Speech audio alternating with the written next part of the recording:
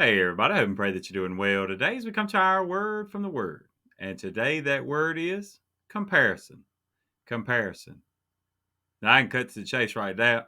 Right now, Isaiah chapter 46, looking at verses 3 through 7 today. You're going to find out something that I pray you already know. There is no one, there is no thing, nothing ever has been, ever will be.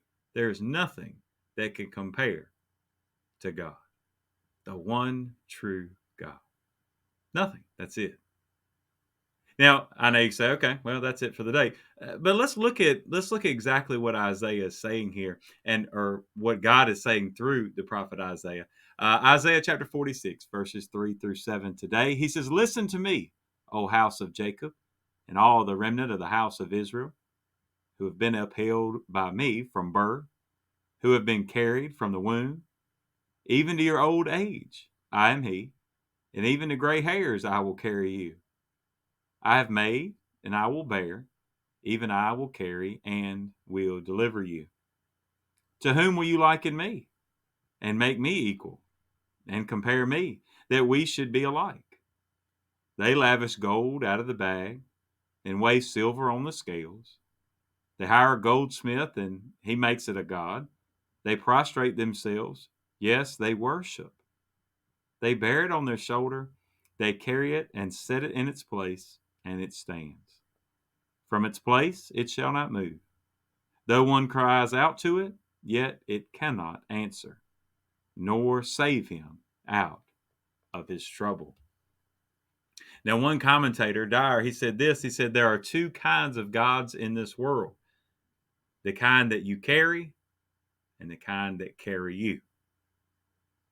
And that is exactly a perfect summary of what is being said here in the passages we're looking at today.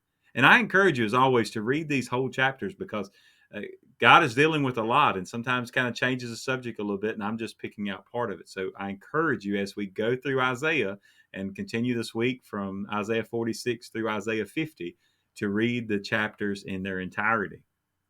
Now, with that saying that look, there's no comparison, and the comparison that God gives, the kind of the education He gives them again, or that Isaiah gives through him, is look at what's done with the little g gods, right? I mean, it was idolatry, idol worship that was so prevalent in their society, and had infiltrated Israel, and what was the cause of much of their punishment and discipline anyway.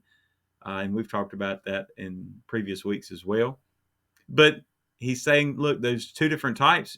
Yes, you go and you make all these golden images and you mold them and make them with your own hands, and then you sit them down, and that's your God. That's who you worship. You made them. They're nothing. They're material. They have no life. They have no breath in them. They can't move. If they need to be moved, you have to pick them up and carry them.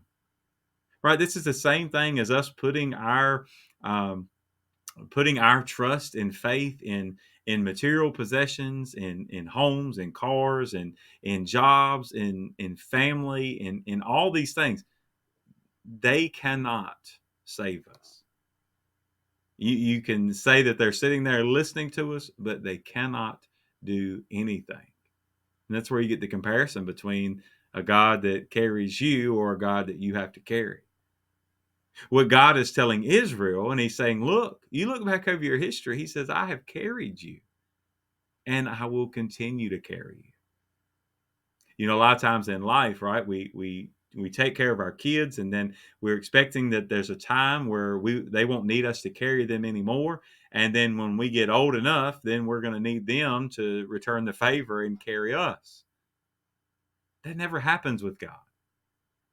There's never going to be a time where God's going to get old and get tired and need his children to then take care of him, or need us to change our minds and go after some other young God. God has always been and always will be, and he will always be willing to carry us. And he'll always be able to carry us. And specifically, as he was talking to Israel, he's saying, I will continue to carry you. I will continue to rescue you. I will continue to save you. The same is true for You and I, as believers today in the New Testament, New Testament believers on this side of the cross and the empty grave, that we too, right, can trust in the promises of God. We can trust in His Word. We can trust that He'll never leave us nor forsake us, and that He hasn't grown tired. He hasn't grown weary. He doesn't have to take a nap and say, come back tomorrow. I'm too busy today. No, there is no one like Him. We've been talking about, especially this past Sunday, talking about sometimes we don't always understand what God is doing. We don't always understand His will, but we can still trust that He's in control. We can still have faith that His plan and his plan is perfect and His plan is best.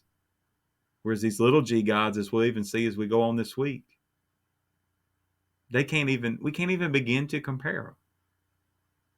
And if we know that, why do we still at times turn from God to turn to material possessions, turn to notoriety, turn to success here on earth?